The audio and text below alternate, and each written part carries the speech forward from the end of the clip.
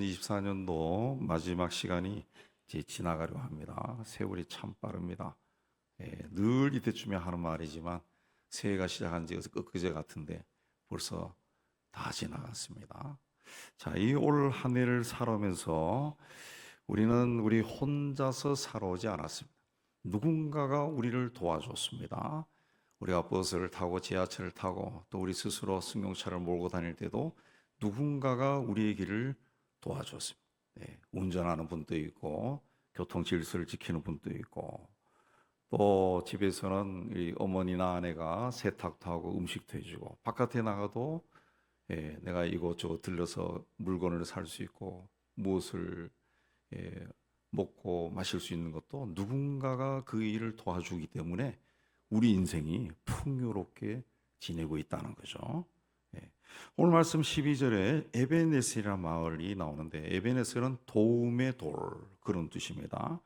하나님께서 여기까지 도왔다 그런 뜻입니다. 하나님께서 도와주셔서 우리가 이곳까지 올 수 있었다 그런 고백입니다.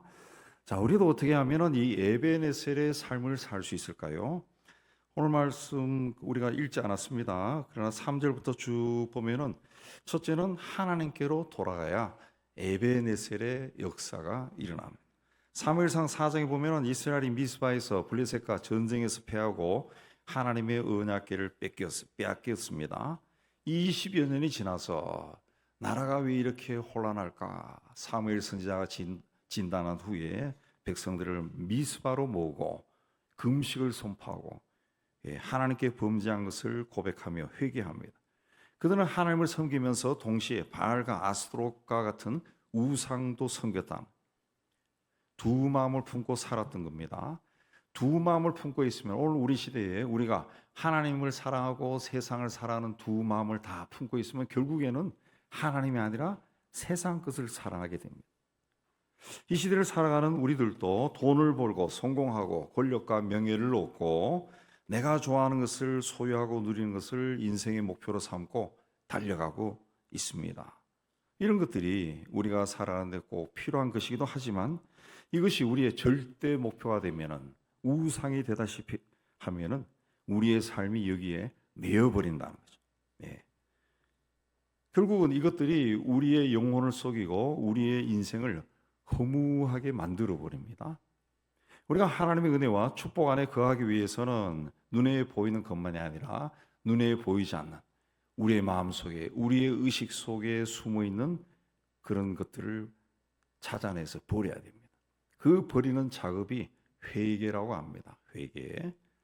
근데 7절에 보면은 이스라엘이 미스바에 모여 이 기도회를 할 때 회개할 때 블레셋 사람들이 공격했다 그랬습니다. 그 소식을 듣고 백성들이 두려워서 사무엘을 찾아가서 우리를 위해 하나님께 부르짖어 기도해 달라고 부탁합니다. 그래서 사무엘이 하나님께 번제를 드리고 부르짖자 하나님이 응답하십니다. 10절에 보면 하나님께서 블레셋 사람들에게 큰 우레를 발해서 그들을 어지럽게 하시고 패하게 하신 겁니다. 그때 이스라엘 백성이 나가서 크게 승리를 합니다. 그러자 사무엘이 돌을 취해서 세우고 하나님께서 여기까지 우리를 도우셨다. 그리고 그 이름을 에벤네셀이라 했다. 그랬습니다. 미국 남북 전쟁 당시에 북군이 남군에게 밀리고 있을 때 부하들이 링컨 대통령에게 각하 하나님께 우리 편이 되어서 승리하도록 기도해 주세요 하고 요청했습니다. 그러자 링컨 대통령이 하나님이 우리 편이 되게 해달라고 기도하지 말고 우리가 하나님 편이 되게 해달라고 기도합시다. 그렇게 말했다고 합니다. 우리도 하나님께 우리 편이 되게 해달라고 요청하기 이전에 내가 하나님과 함께하는 삶을 살고 있는지 먼저 살펴봐야 돼요. 내가 하나님 편에 서 있는지 돌아봐야 됩니다. 이전에는 블레셋과의 전쟁에서 패배해서 언약궤까지 빼앗겼지만 하나님께 돌아오자 하나님께서 그들을 위해 싸우기 시작해서 마침내 그들이 승리했습니다. 하나님께 돌아가는 것이 승리의 비결입니다. 두 번째는 예배가 회복돼야 됩니다. 미스바에 모인 이스라엘 백성이 하나님께 금식하며 회개할 때 블레셋이 침략했다 그랬습니다. 그때 사무엘이 뭘 했습니까? 젖 먹는 어린 양을 취해서 온전한 번제를 하나님께 드리면서 이스라엘 민족을 위해, 백성을 위해 하나님께 부르짖어 기도했습니다. 번제라고 하는 것은 하나님께 그 제물을 온전히 태워서 드리는 제사입니다. 달리 이야기하면은 신약에 나온 대로 하나님께 우리가 우리의 마음과 뜻과 정성을 다해 온전하게 예배 드리는 것, 이게 번제입니다. 번제. 예.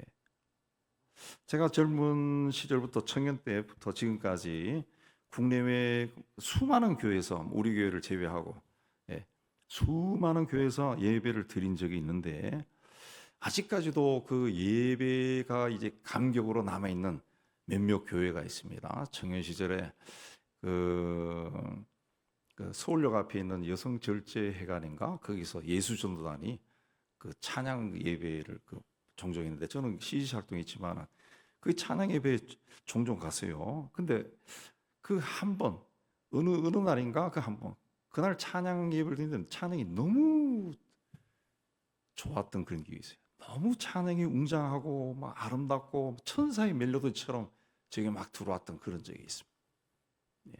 외국에서도 그 몇 번 그런 이 예배 시간에 참석해서, 야, 이 교회는 찬양을 너무 잘하는구나. 성가대가 하는 것이 아니라 교인들이 찬양하는데 그게 찬양이 막 은혜로운 그런 이 예배를 드린 적이 있습니다. 우리가 예배 드릴 때 우리도 찬송을 합니다. 그 찬송할 때 여러 사람이 같이 하기 때문에 내가 소리를 어떻게 내든 이 옆에 있는 사람이 잘 듣지 못해요. 나는 뭐 음치고 나는 이상한데, 그런 생각할 필요 없어요. 하나님은 생각하고 찬양을 하시기 바랍니다. 큰 소리로, 가슴 저 깊은 곳에서 우러나오는 큰 소리로 찬양을 하시기 바랍니다. 그런 찬양을 하면은 내 안에 숨어있던 악한 영들이 다 떠나갑니다. 내 삶을 괴롭히고 어지럽히는 모든 악한 것들이 떠나가고 기쁨이 솟아오릅니다. 마귀가 손을 댈 수 없을 정도로 찬양하는 소리가 힘이 있고 하나님의 능력이 있어야 돼요. 또 기도드릴 때 전심으로 기도해야 돼요. 주님께서 응답하지 않으면은 내가 이 자리를 떠나지 않겠다, 그런 마음으로 기도해야 돼요. 예배당에 나와서 기도할 때나, 혹은 여러분 집에서 안방에서 기도할 때나, 건너방에 기도할 때나, 주님께서 지금 응답하지 않으면 내가 일어서지 않겠습니다 라는 마음으로 기도해야 돼요. 너희가 온 마음으로 나를 구하면 나를 찾을 것이요 나를 만나리라 그랬습니다. 주님은 간절한 기도에 응답하심. 간절한 기도에 응답하심. 야고보는 전에 내려오는 그 이야기하면, 야고보 사도는 기도하다가 무릎이 굽어졌다고 할 정도, 그렇게 간절히 기도했다는 거죠. 간절히. 말씀을 들을 때는 하나님이 나를 찾아와서 이 말씀을 직접 하시는구나, 그런 마음으로 말씀을 받아야 됩니다. 그 하나님의 말씀은 살아있어서 관절과 골수를 쪼갠다 그랬습니다. 관절과 골수가 어디 있습니까? 우리 몸 안에 있는 거예요. 그걸 말씀이 쪼갠다 그랬습니다. 쪼개면 무슨 역사가 일어납니까? 병이 낫는 거죠. 마음에 그 응어려져 있던 병이 낫는 것이, 뼈와 우리 몸에 있는 그 모든 것이 낫는 거죠. 살아나는 거죠. 그냥 하나님의 말씀을 들으면 우리 영과 몸과 그 삶이 살아나는 겁니다. 그러므로 말씀을 받을 때 아멘으로 하다. 설교를 들 때도 아멘, 혼자 성경 읽을 때도 아멘, 아멘 하면서 읽어야 돼. 그때 치유의 역사, 회복의 역사가 일어납니다. 예물도 가장 좋은 것을 가장 정성을 스럽게 드려야 됩니다. 스스로 기쁜 마음으로 드려야 됩니다. 하나님은 마음의 중심을 보시고 우리의 모든 필요한 것, 쓸 것을 풍성하게 채워주신다고 성경에 약속했습니다. 구약에서 예배는 내 죄를 대신해서 짐승을 잡아서 바쳤습니다. 짐승이 나를 위해서 희생한 겁니다. 희생. 하나님께 예배 드릴 때 우리가 그런 마음으로 예배를 드려야죠. 나를 희생해서 하나님께 드린다, 나를 죽여서 하나님께 드린다, 바친다, 그런 마음으로 예배 드리면 예배 첫 시간부터 마지막 시간까지 그 순간순간이 은혜로 다가옵니다.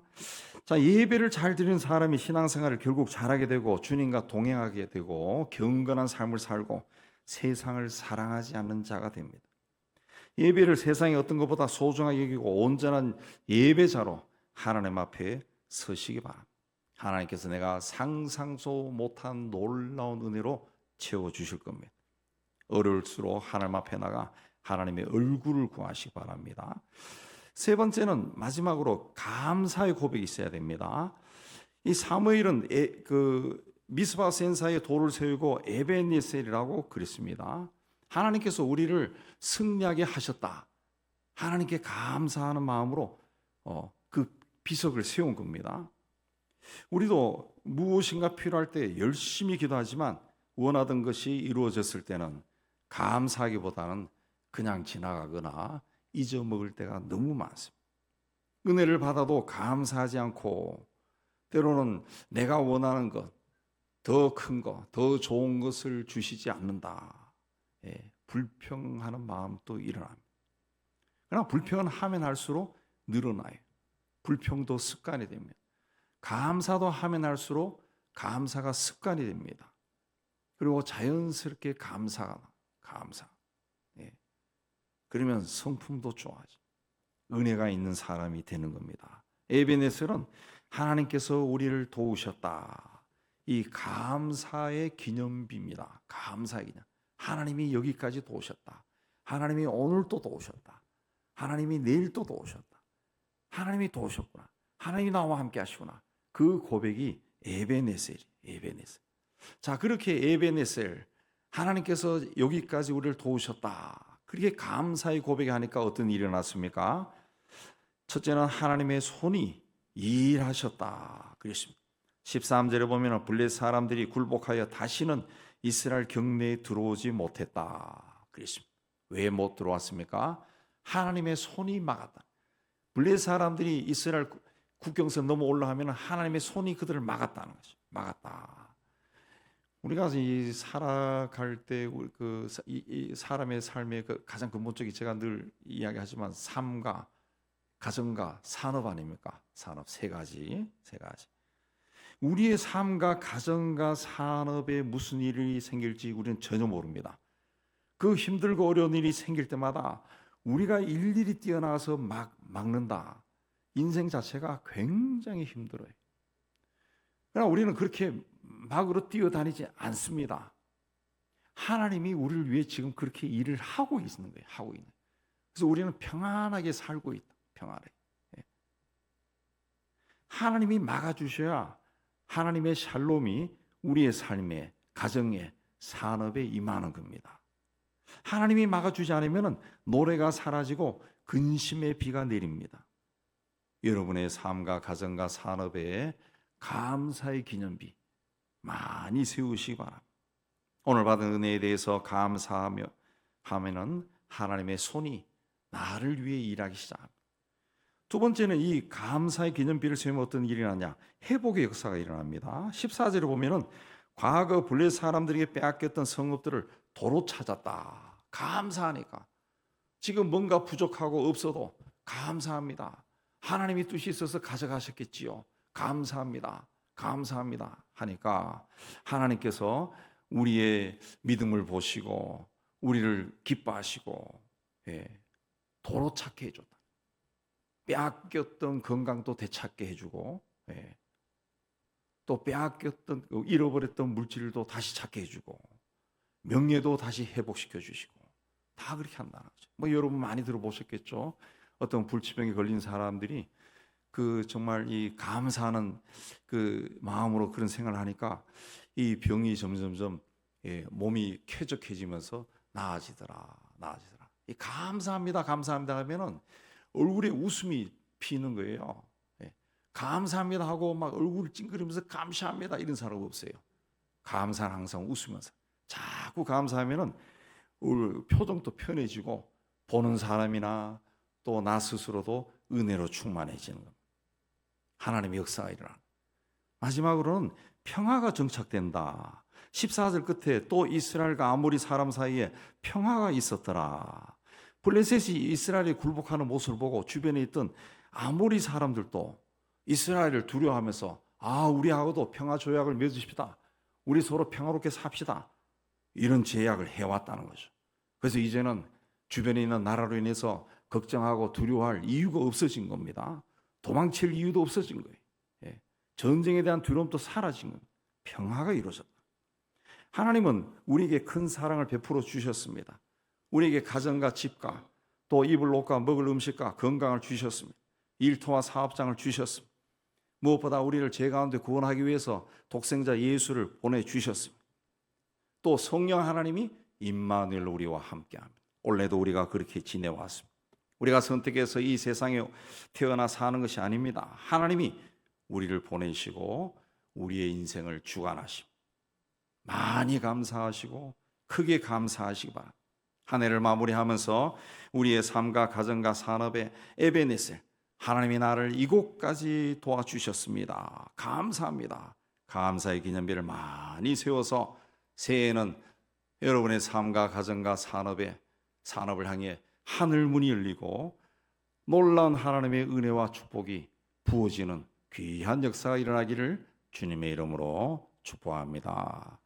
우리 원래 2024년을 생각하면서 또 돌아보면서 하나님께 감사하면서 기도하시기 바랍니다. 하나 다 생각나는 것마다 감사합니다, 감사합니다 하고 기도하시기 바랍니다. 우리 한 2, 3분 정도 기도하겠습니다.